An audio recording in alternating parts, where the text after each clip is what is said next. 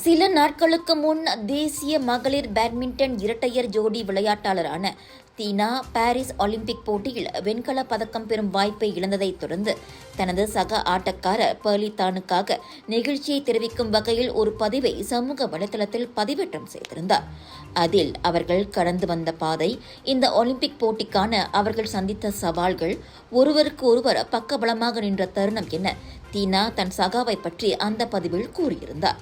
இந்நிலையில் அதற்கு பதிலளிக்கும் வகையில் இப்போது தீனாவுக்காக பெர்லித்தான் தனது இதயபூர்வமான வார்த்தைகளையும் தனது அன்பையும் மனதை கவரும் வகையில் இன்ஸ்டாகிராமில் பதிவிட்டுள்ளார்.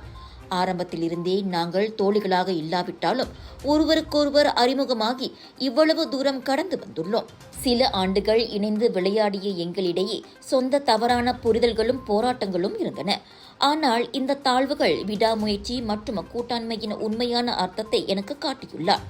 நீங்கள் இல்லாமல் ஒலிம்பிக்கில் பங்கேற்க வேண்டும் என்ற எனது கனவு ஒருபோதும் நிறைவேறாது. ஒலிம்பிக்கு முந்தைய சில வாரங்கள் எங்களுக்கு சவாலான தருணமாக இருந்தன. ஆனால் நாங்கள் அதை கடந்து வந்தோம். இப்படி பெர்லித்தான் தனது இதயபூர்வமான நன்றியை தெரிவிக்கும் வகையில் வெளியிட்ட பதிவு வலைதளவாசிகளை பெரிதும் கவர்ந்துள்ளது. ஒலிம்பிக் பேட்மிண்டன் வரலாற்றிலேயே அரையிறுதி ஆட்டத்திற்கு தகுதி பெற்ற முதல் மலேசிய மகளிர் ஜோடி என்ற பெருமையையும் அவ்விருவரும் ஏற்படுத்தியுள்ளனர் என்பது குறிப்பிடத்தக்கது.